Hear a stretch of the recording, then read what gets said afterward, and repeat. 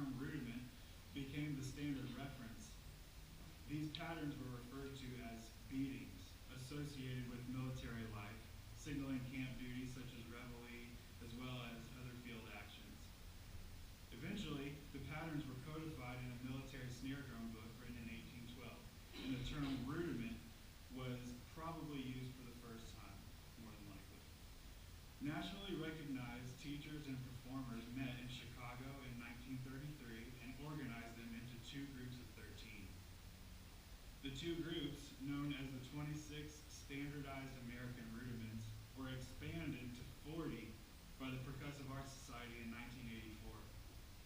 This is important information for band directors to know because during solo and ensemble contests, their students will be asked to perform these rudiments as a part of the adjudication process.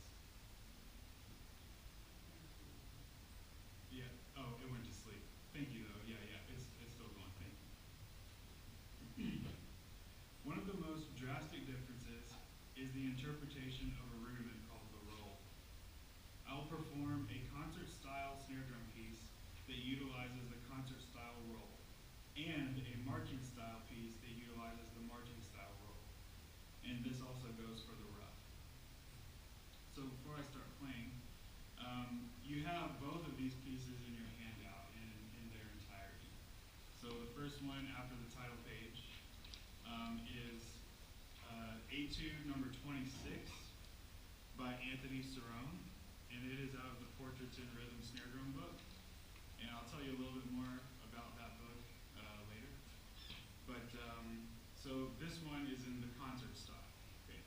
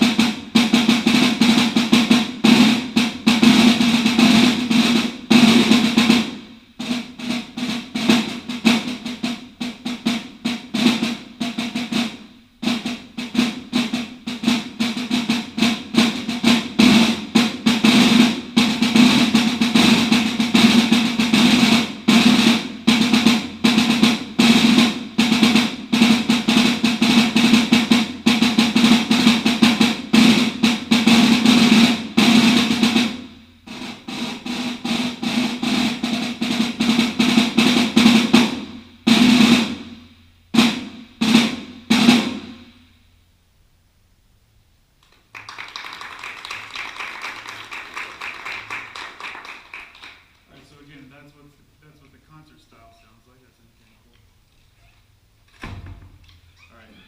This next one is called Legend of a Two-Eyed Soldier. It's the next one in your packet. Okay, and it is out of the Rudimental Cookbook, and it's by Edward Freytag. And this one is in the marching style. Okay.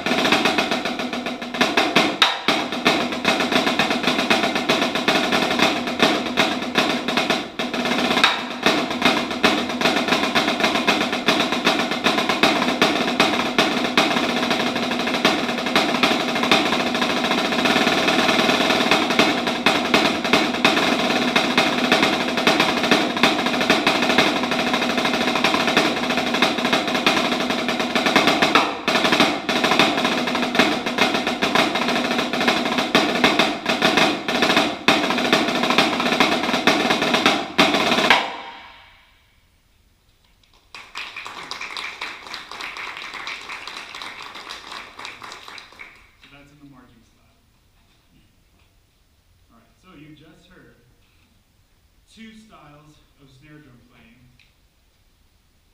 that I'll be comparing in this lecture.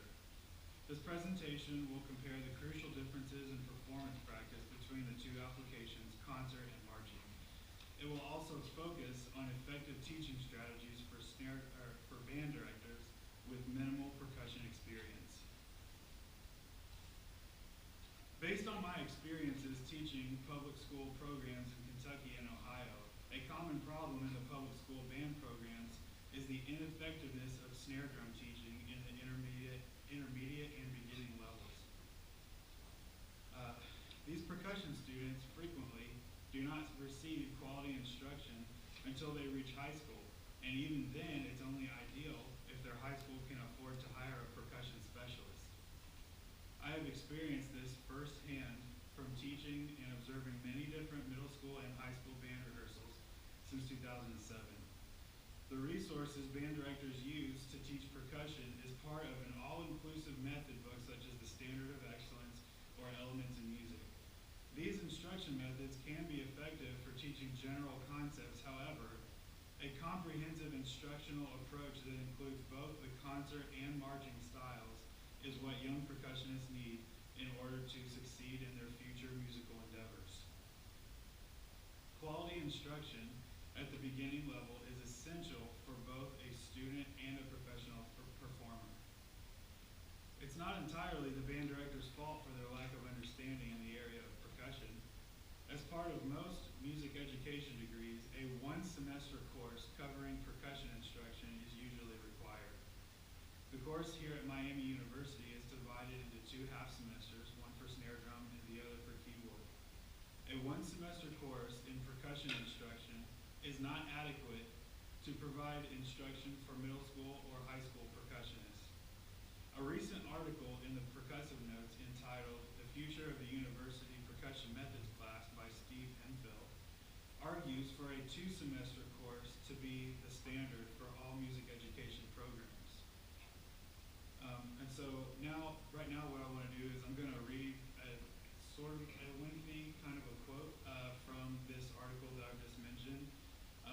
And Steve Hemphill, who is the person who wrote this quote, he is a professor of music and the director of percussion studies at Northern Arizona University. Okay. So here's the quote. The increased nationwide on-scene percussion activity related to public schools alone might be the strongest argument for improving music educator training in percussion.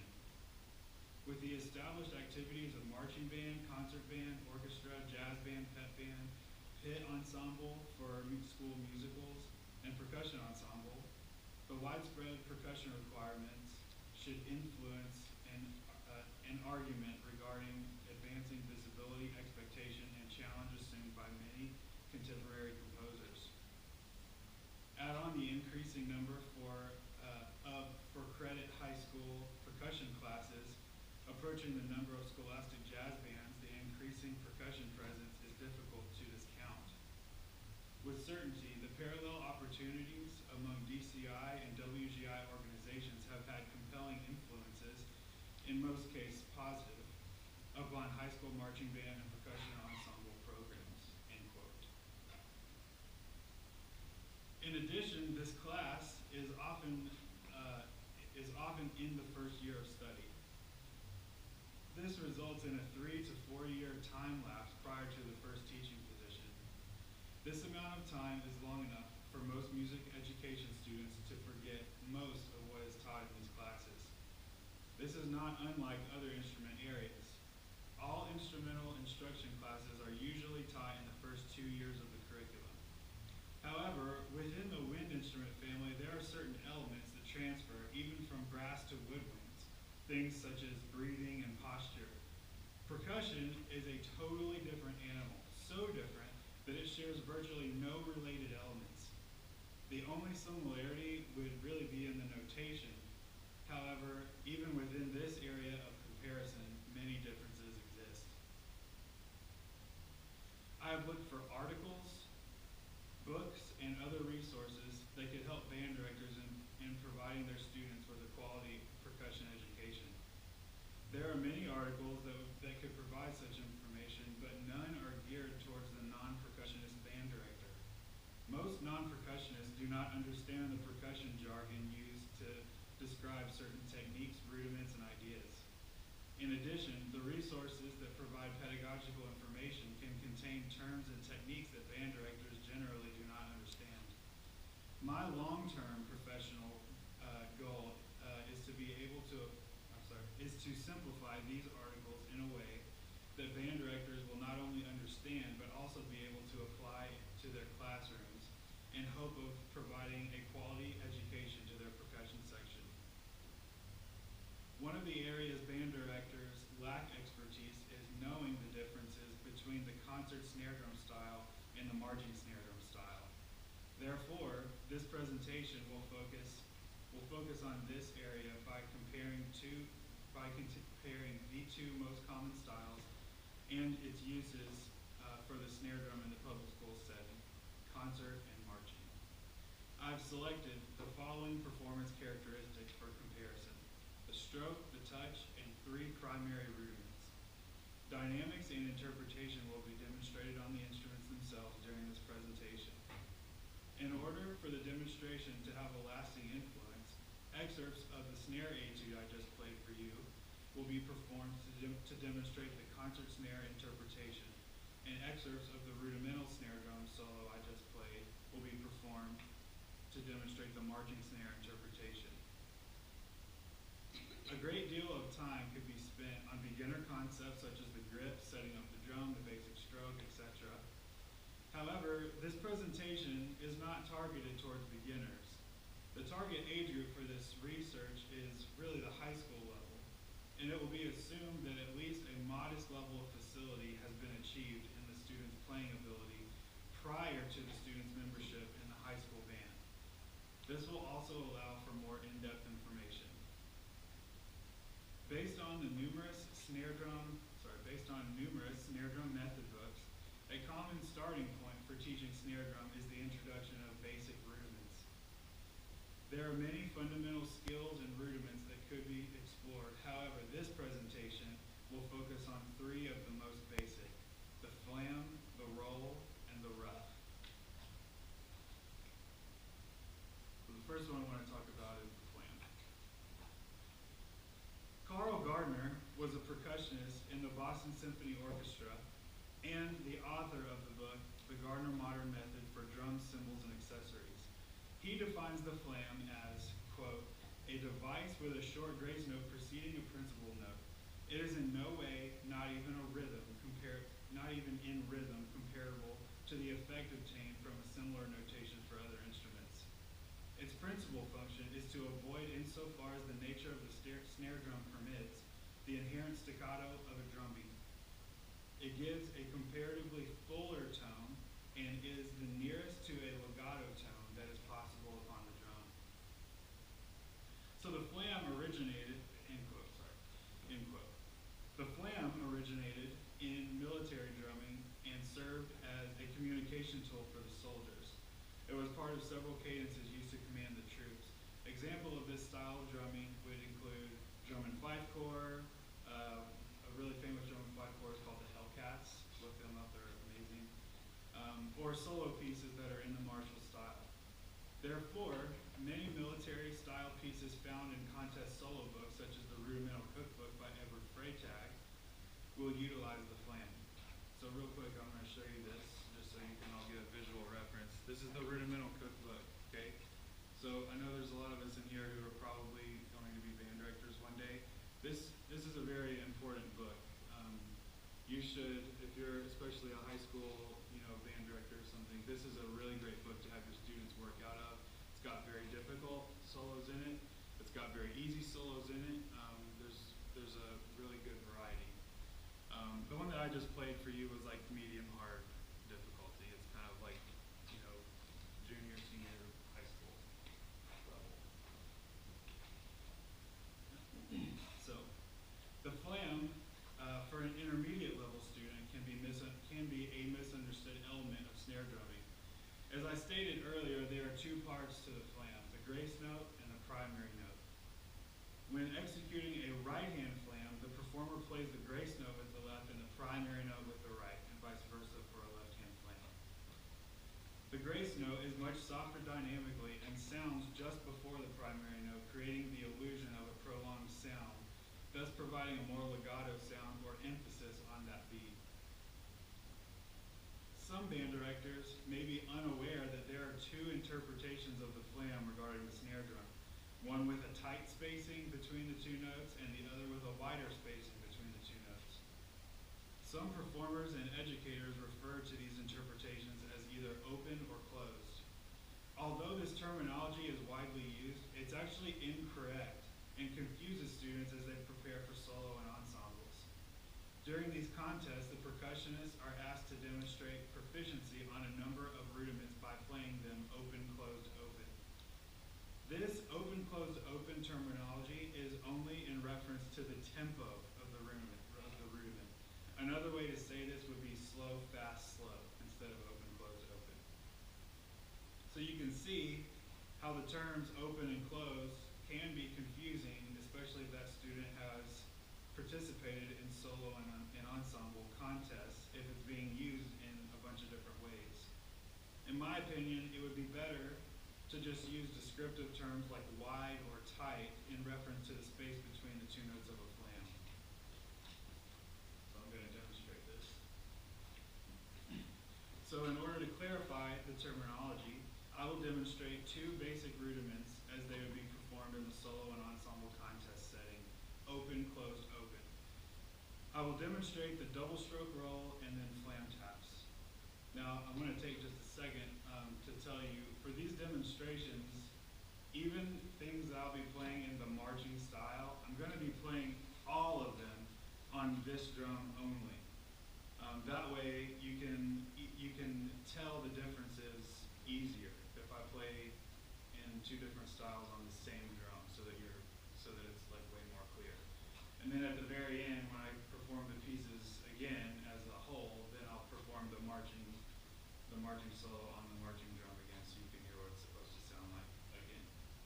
So the first one that I want to demonstrate for you is the double stroke roll. Now, the double stroke roll, as you can see, just notated there. It's just an even stream of notes with the sticking right, right, left, left, right, right, left, left, over and over and over and over.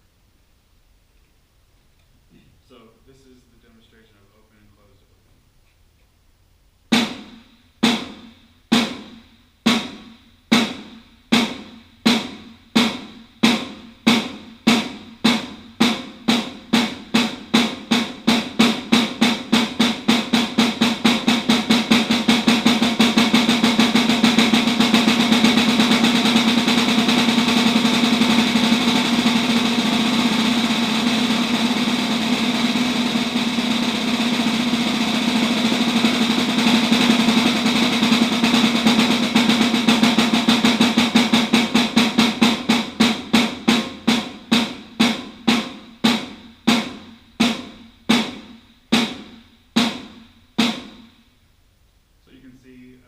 Another way to say it would just be slow, fast, slow, right? So before I demonstrate the flam taps, you should know that it's important when performing rudiments that contain flams that the spacing between the grace note and the primary note stays the same no matter the tempo. Open, closed, open does not apply to the spacing of the flam itself. The grace note if the grace note spacing is affected, the resulting sound will be a flam that does not sound like a flam at all.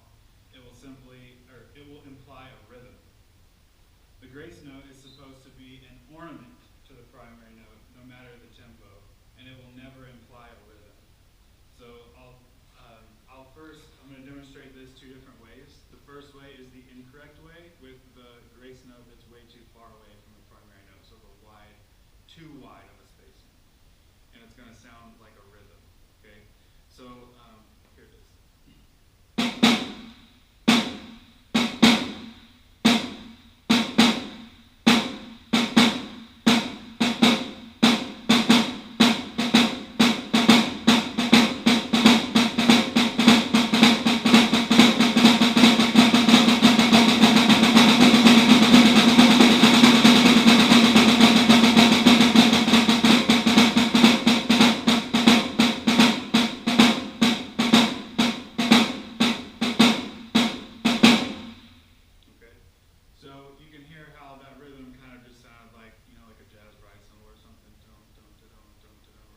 can hear it like it sounded like a rhythm rather than just the grace note sounding like an ornament to the primary note. So when it sounds like an ornament to the primary note, this is what it sounds like.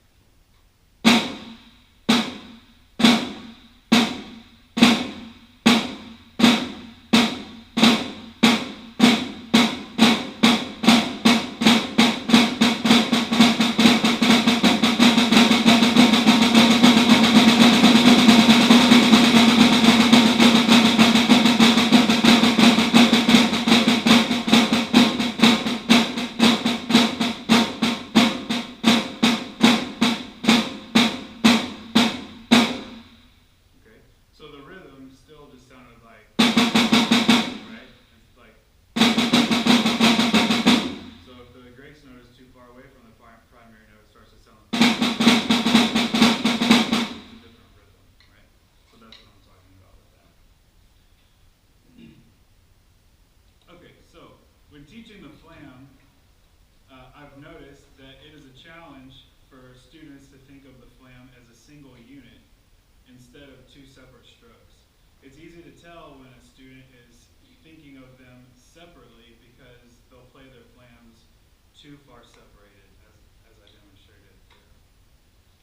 The interpretation with the wider spacing can be utilized in the orchestra for a more marcato impacted sound, such as the climactic ending of a piece, as long as the grace note is not too wide to distort the rhythm. In faster passages, the flam may need to be tighter because a wider space flam is going to distort the integrity of the rhythm. In either case, this musical decision is made by the player. However, in the public school setting, this decision should be made by the director, as the average student is not informed as how to make this decision. The tightly spaced flam is what is utilized in the marching style. Unlike the concert style, the marching style does not allow for musical decision as to the tightness of the flam. Modern drum corps style of the flam will always be tightly closed, and some DCI drum lines play their flams as an actual double stop, where the notes strike the head simultaneously. The teachers who instruct the players to play this way claim that it makes the line easier to clean. However, in my opinion, musical expression is lost with this type of execution. In any case, the tightly spaced flam is utilized in the drumline setting. So during this demonstration, I will play the excerpt in the marching style and the concert style. And some important differences of which to take note are dynamics, grace note spacing, and sticking. I'm going to take just a second to talk about stickings because it's a very important difference between the two styles. Stickings in the concert style is determined by the player and is based on musical characteristics such as phrasing and consistency. So one time, for those of you who may know Jim Campbell, he is very, very famous percussionist and educator. He's the director of percussion at the University of Kentucky. And I auditioned for him one time, and we were just talking about I asked him a question of, I can't remember what it was, but I asked him something about, do you want me to play this way or this way? And he told me, literally said this. He said, I don't care if you play with your teeth as long as you sound good. So what he was trying to get me to do is he was just saying, you're in college now, you're a good enough musician, make your own musical decisions as to how good you sound the best. So that's an important thing to remember with the concert style. That being said, many students will not be experienced enough to make sticking decisions. This is why it is important that directors are knowledgeable enough to coach the student through sticking decisions. Anthony Cerrone is the composer of the concert style piece I just played for you at the beginning of the presentation, and he is the author of Portraits in Rhythm. So I'm going to go ahead and show you this book here. This is, a concert style book that's kind of comparable to this one, except it's just in the concert style. It's very, very famous. If you're a band director, you should definitely have your students work out of this book. It's got hard stuff, it's got easy stuff. I think the played for you just now is probably the hardest one in this book, and it's not that bad, you know. So it's good for high school level, okay? Very famous book, very famous book. So Anthony Cerrone, he suggests, as do many orchestral players, that the sticking should be played in such a way that all the flams are played on the same hand. This will promote a consistent sound for a concert-style player. Now, I am primarily a marching-style snare drummer. Therefore, it's more natural for me to incorporate rudimental stickings when playing concert snare drum, even when it's not notated. So in the marching style, the composer indicates a sticking for the players, and this sticking is not optional, it is mandatory. So if the rhythm is right, but the sticking is wrong, then it is wrong in the marching style, even if it sounds the same. The sticking is wrong, it's wrong. I will first demonstrate this excerpt with no grace notes so that you know what the rhythm is supposed to sound like. I will then add the grace notes, playing it in the marching style and the concert style. So as you can see here, this is an excerpt from Etude number 26. And the one on the top is how Anthony Cerrone is saying that is the best way to do it for an orchestral trained player, okay? Now the one that says rudimental here, that's the sticking that I would be more inclined to play. Like if I was just like sight reading the piece, that's the sticking that would just like come out of my hands naturally. So I'll go ahead and demonstrate the orchestral version. And I know if you're not a percussionist, I know it's kind of difficult to like keep up with the stickings that I'm playing while I'm playing them because they go by pretty fast. But just know that that's what I'm doing. I'm putting all the flams on the same hand, and then all the other notes that are not flams, I'm playing on the other hand, okay? So that's going to be like this.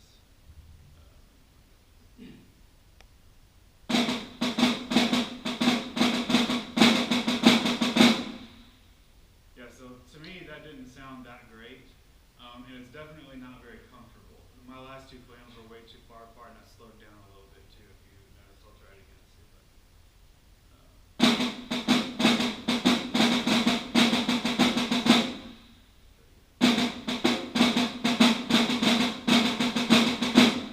So my flams are not very consistent when I play it that way. I actually just popped one of my flams when I played it. When I say popped, I mean I played it as a double stop, like the two partials of the flam hit the drum head at the exact same time, which is not good. So that's not how I would play that excerpt, okay? So how I would play it is like this. So I would those first two 16th notes, that's going to be a flam tap, half of a flam tap, right? So a complete flam tap is just like this, like I did for you a few minutes ago for the open, closed, open, right? So that's a complete flam tap. So the first two 16th notes, I would just stick as a half of a flam tap because my hands are already pretty inclined to do that. So half of a flam tap, and then a tap flam, and then another flam tap, and then another tap flam, and then a complete set of flam taps, followed by two flam accents, and then it just ends on a flam. Okay? So this rhythm sounds like this.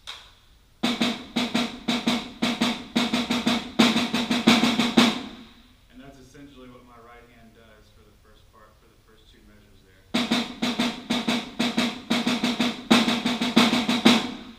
So when I play this excerpt with flam taps and tap flams and flam accents, it looks like this. Do it again, try it again. There we go. So I'll do it again just so you can see it. So it's just way more comfortable for me to play it that way because I'm a rudimental snare drummer. Something to keep in mind when you're teaching your kids. Okay. The next thing I want to talk about is the roll. Carl Gardner also defines the long roll as as, quote, "The roll consists of an even reiteration of beats, sufficiently rapid to prohibit rhythmic analysis. To produce an impression of sustentation, beats must be absolutely even in both power and in sequence," end quote. The roll is perhaps the most differently interpreted rudiment between the marching and concert styles. In the orchestra, the concert style roll is utilized. Instruction books can use a variety of terms to describe the concert style roll. Some of the common terms are buzz roll, press roll, bounce roll, close roll, multiple bounce roll. Sometimes the book might just say roll, with no indication as to the interpretation. And it is up to you as the band director or the player to know this information. The interpretation of the roll is meant to create the illusion of sustain on the snare drum in the concert style. The most desired sound is a smooth buzzing sound free of pulsations or underlying rhythms. So one thing that I like to think about when I'm playing my buzz rolls is what it might sound like if I were to just like take this piece of paper and just hold it up and just tear it really slowly right down the middle. I'm trying to make that kind of a sound, like I'm just tearing a sheet of paper, so it's just like, just really smooth like that. So when teaching the concert style roll, isolate each hand and play as long of a buzz as possible. This will help the roll sound more balanced and smooth when the student puts their hands back together. Now the hand speed, or the number of pulsations, will be determined by the tempo of the music. So in order to create the illusion of sustain, slow tempo rolls will require a faster rhythmic pulsation, and more pulsations must be added for a smooth sound. Vice versa for fast rolls. In the marching style, all rolls are interpreted as a double stroke roll. Right, left, left. Okay, so all rolls are interpreted as a double stroke roll in 30-second notes most of the time. It is a precise rhythm. Since the rhythm is so precise, there is a set hand speed or number of pulsations for every roll in the marching style. Occasionally, buzz rolls are utilized in the marching style. The concert style roll in the marching band will be indicated with the letter Z written on the stem of the note rather than the slashes. So I'll show you a picture of that. So this is what a normal roll looks like in both concert style and marching style. But if you want to play a concert style roll in the drum line, like in the marching style, it's going to look like this, not that. Because if you wrote that in the marching band, then that's going to imply a double stroke roll, which is a rhythm, as I just said, right? So if you want a concert style, like a buzz roll, like in the concert style, then it's going to look like that in the drum line, in the marching style.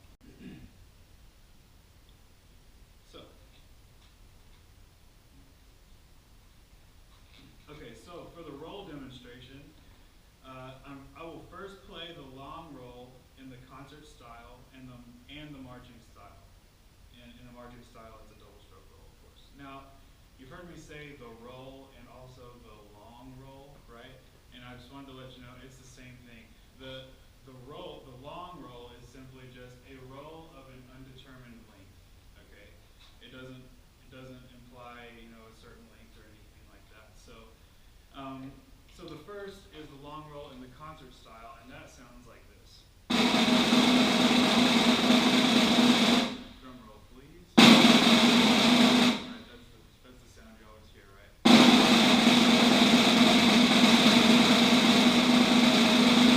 So you might be able to hear some kind of underlying rhythm in my rolls there.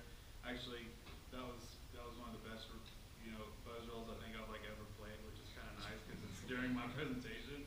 Some days it's good playing day, and some days it's not. You'll know the deal, right? So, anyways, so that's in the concert style, and it's like a lifelong game that percussionists have to play in order to get the underlying rhythm of the buzz roll absolutely gone, to make it totally smooth, right? That's like the whole point.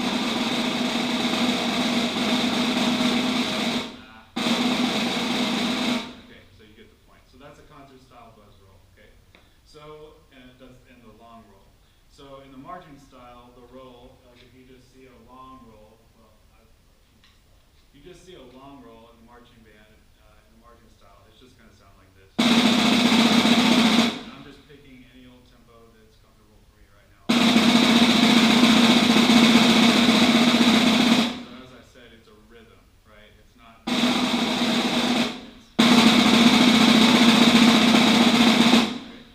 a rhythm. So that's the long roll. That's the differences in the long roll. So next, I will demonstrate the 5-stroke roll in both styles, and I will also play an excerpt of both snare drum pieces in both styles. And the notation will appear the same in both styles, but it will sound different.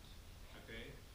So I'm just going to play a bunch of concert-style 5-stroke rolls. Okay? They look like this. And actually, if you look at etude number 26, I'm playing the very first roll there as a 5-stroke roll. It's just very fast. But I'm going to play just a bunch of 5-stroke rolls, okay, in the concert style.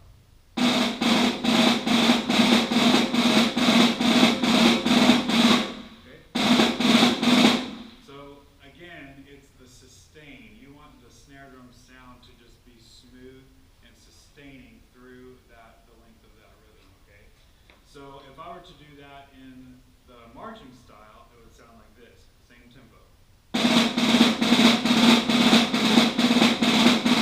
So you can hear the individual strokes within the roll, right?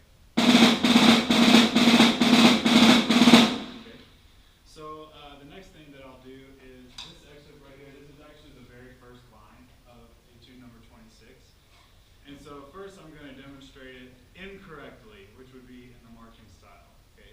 Because this is a concert style piece.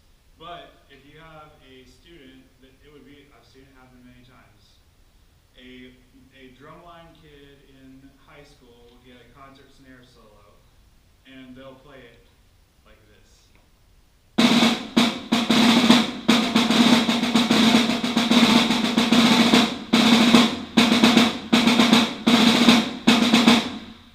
In the marching style, right?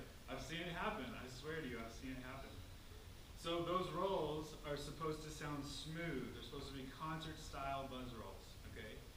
So how it's supposed to sound is like this.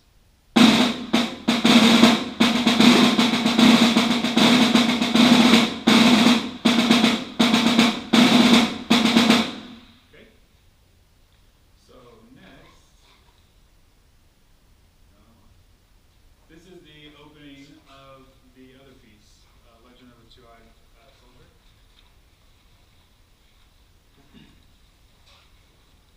I know I have it memorized, but I'm just going to do this just in case.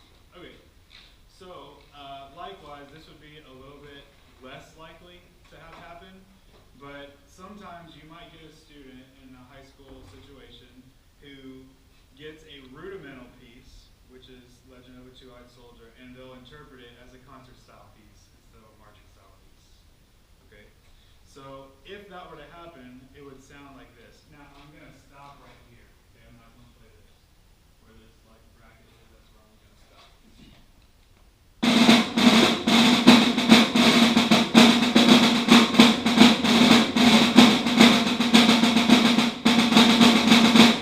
Okay?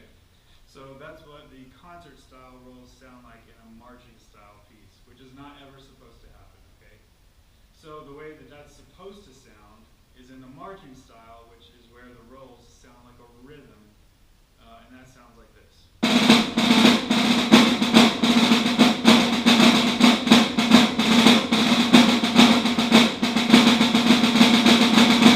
Okay? So that's what that sounds like. So the next thing I want to talk to you guys about is the rough. This is the last thing. So just so you know, for the purposes of this presentation, the word rough and drag is going to be the same thing, okay? The terms are used absolutely interchangeably.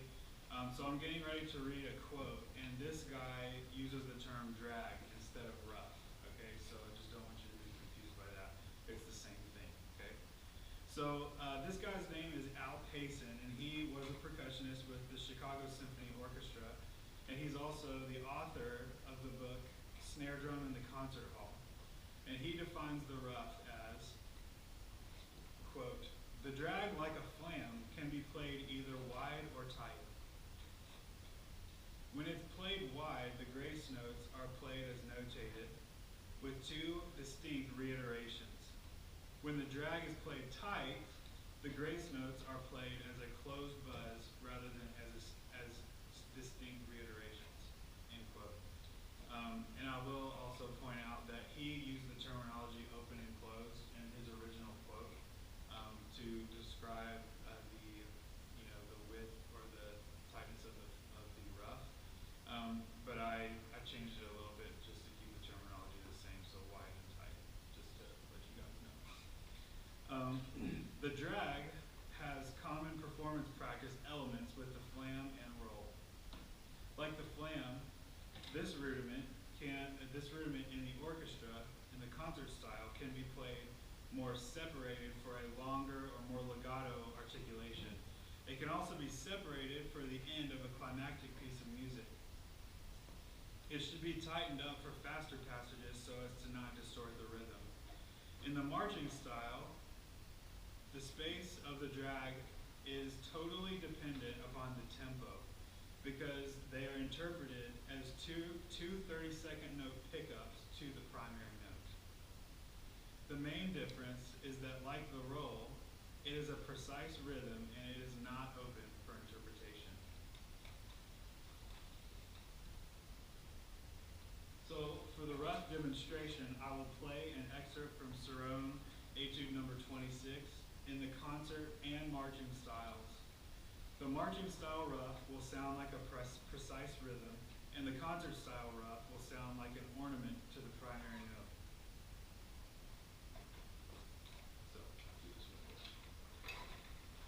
So as you see there is, was that 2 bars? Yes. 2 measures of Cerrone Etude number 26. This actually incorporates 2 things that I've talked about so far. So there's roughs in this, as you see in the first measure, there's 4 of them. And then there's also a flam here. So this is like 2 grace notes to the primary note and 1 grace note to the primary note. So just wanted to point that out. So in the marching style, this would sound like a rhythm. Okay, so what I mean by that is this. Let me try that again. Okay, so it sounds like a rhythm instead of jump, jump, jump, right? So in the concert style, it sounds like this. Because the rhythm, again, is just this. 1 and 2 and. Okay? So in the concert style with the roughs added back in, it's this. Alright? So that's the right way to play that and not in the marching style. Alright. So this project brings to light some concerns with percussion education in the public school system. And again, the flam is a single unit which provides a more legato sound and at times a marcato articulation. The roll is a precise rhythm in the marching style or a smooth sound of sustain in the concert style. The rough is a precise rhythm in the marching style, or in the concert style, its length is open to interpretation depending upon the musical context. If a band director can teach their percussion section to play these 3 things, flams, rolls, and drags, in the concert and also in the marching style, their percussionists will be much better than almost all other percussion sections in the country. Almost all drumming is derivative of these 3 things in some way. I hope this presentation will aid in the education of percussion playing for its audience. And I will point out that this project is not a complete solution to the issues that I've highlighted in this presentation. It's the beginning of a much larger conversation that involves many percussion instruments. Not only are there many more facets to teaching the snare drum, but also other instruments in the percussion family need to be discussed as well. A complete complete solution to the issues mentioned in this presentation cannot be achieved in a lecture such as this. It requires a newly conceived method book for the teaching of the two styles that I hope to incorporate in my future work as a percussion educator and performer.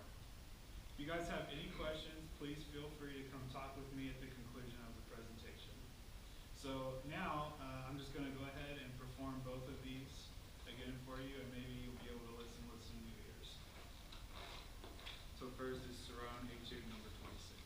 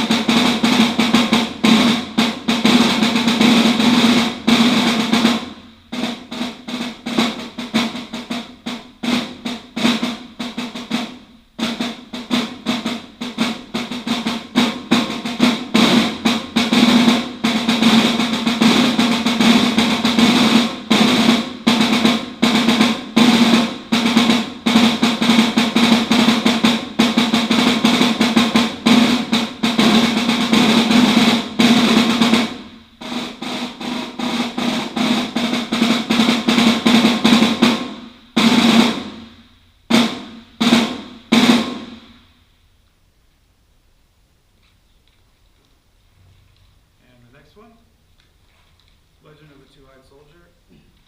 Not really warmed up anymore, so let's see how this goes.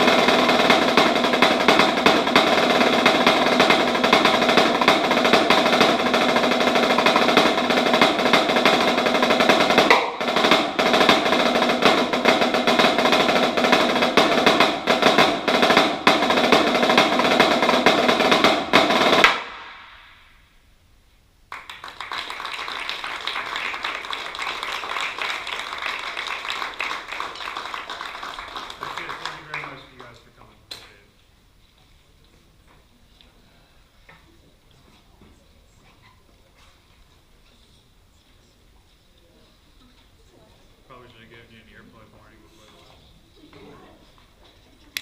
last.